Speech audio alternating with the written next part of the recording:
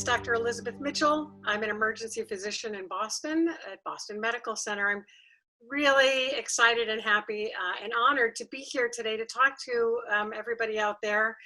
And I'm here with my friend and colleague, Dr. Allie Gips, and we'll be talking together about what we're doing in this time.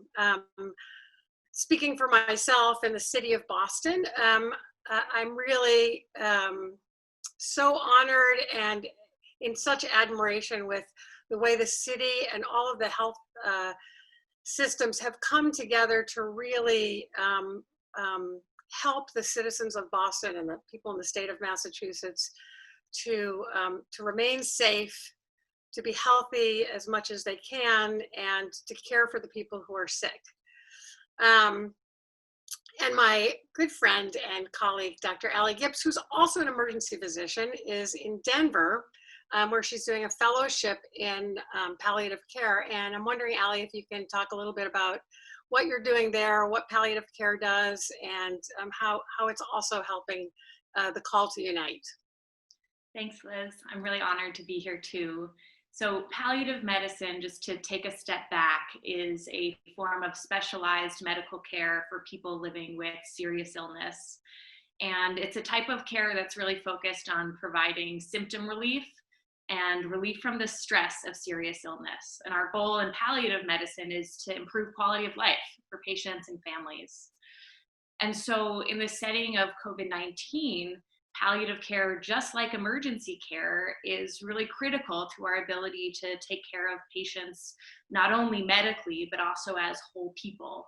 And so our expertise in symptom management and in skilled communication is really important to the care of all of our patients who are coming in, not only with COVID-19, but our patients who are continuing to come in with all the other medical problems that happen in our normal day-to-day lives. So during this particular moment, I've been lucky enough to be kind of at the interface between emergency medicine and palliative medicine, meeting patients in the emergency room and starting these conversations about who they are as people and how we can make sure to attend to that going forward. Like Liz, I've just been so struck by how our health systems and the communities around them have come together to answer this moment that is so full of uncertainty with a sense of community and caring and overwhelming compassion for one another. Liz and I are actually here because in addition to our medical work, we have come together as friends and colleagues over the years because we both love to write. And just like palliative medicine helps me see patients as whole people, writing is also one of the ways that I think both Liz and I have come to see our patients and ourselves as whole people, and has been something that, in addition to going into the hospital and taking care of patients, has provided us with a sense of purpose and a form of processing during this really strange and scary time period. And Liz, I know you've been writing a lot during this time, and I was wondering if you could talk a little bit about what that's been like for you. Well, you know, it's been really interesting, Allie. I find, I don't know if you've noticed this, but I have found many people are turning to writing during this time. And I think it's because it's such a sort of changing historical moment for us. I feel like we're living through history right now. And I think with social media and all the different outlets there are now for people to express themselves, more and more people are writing, and maybe they always did in history, but we just didn't see it.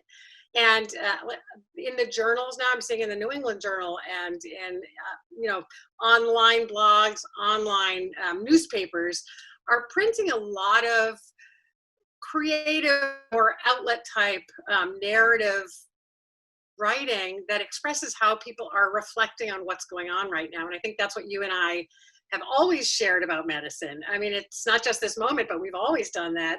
And it's so amazing to see so many people who are doing it, actually. And I think realizing the benefit of it, you know? I think it's a wonderful connector in this moment when we're all siloed in our own spaces. You know, you're in your home and I'm in my home, and yet we're able to express these common feelings and feel heard in that way and feel connected in that way. And Liz, I also happen to know that some of your writing has recently made it onto a bigger platform. Liz, for everyone who's joining us, was just published in the New York Times with a really beautiful poem that she wrote about this moment, about what it means to be a doctor going into an emergency department that is a totally changed space from what we're accustomed to. Yeah, it's interesting. So I wrote that poem when it was after about a week of shifts, and it was the first time I'd ever donned and doffed PPE, and it was such amazing experience. It was just so unreal and kind of so unlike any medical event I had ever experienced before. And it was such a different way to practice medicine. It was somewhat frightening in some ways. And it happened actually the day after a series of shifts when I had been donning and doffing, watching videos, making sure I was doing it correctly. And I was out for a walk, and it was a beautiful spring day, and flowers were blooming. And I thought, the world feels like it's completely shifted. But in the same way, the world is the same. I mean, flowers are still coming up in spring. And so somehow, that whole dichotomy of all the things that were changing and all the things that were the same sort of came together in this poem. Which I'm hoping you will read for us, if that's okay. Absolutely, yeah.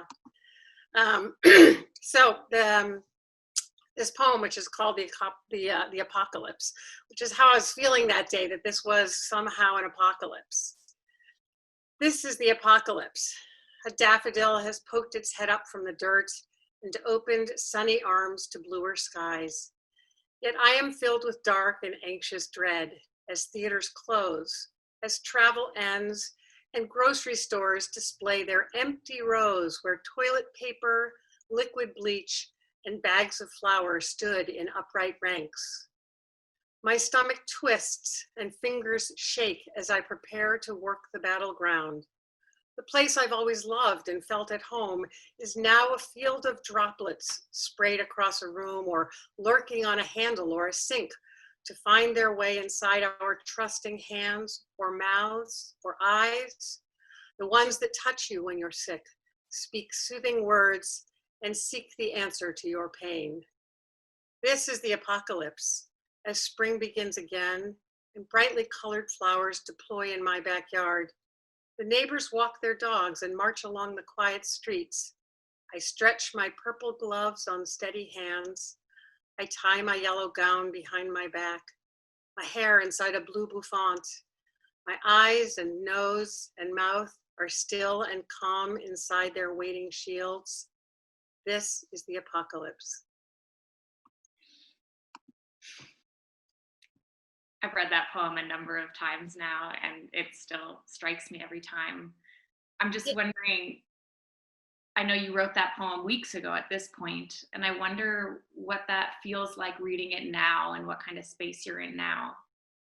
Yeah, it's when I wrote it, I had a feeling of dread about going to work, and I have to say, like many things, I feel like I've adapted.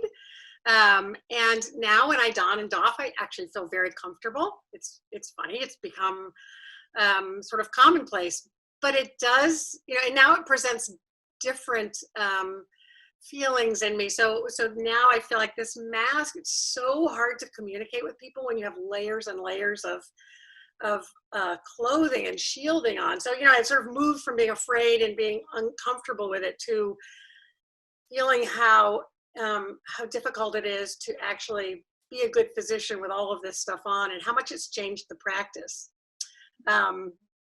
So that's been sort of the biggest thing I've noticed.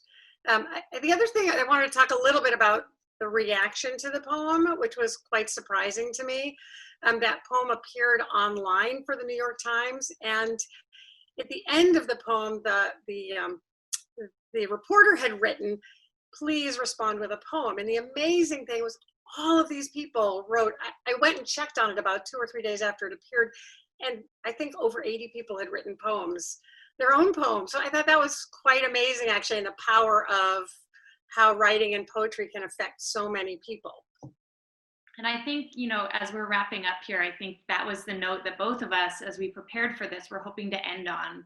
For us, this has been a moment to come together, and to come together by putting our words down on paper. And we hope for even those of you who might not think of yourselves as creative or might not think of yourselves as writers, we would encourage you to give it a shot and to see what happens if you sit down and give yourselves 10 dedicated minutes just to write without editing your feelings, without going back to see if it sounds good or looks good, and see what comes out on the page. And we hope that that's useful for you.